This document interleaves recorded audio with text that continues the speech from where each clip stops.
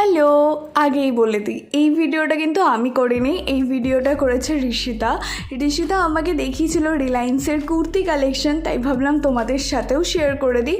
তোমরাও যদি কেউ ইন রিসেন্ট কোনো কুর্তি বা কিছু ড্রেস তোমাদের দরকার হয় তাহলে তোমাদের হেল্প হবে। তো দেখো, প্রত্যেকটা কুর্তি কালেকশন তো খুব ভালো ছিল।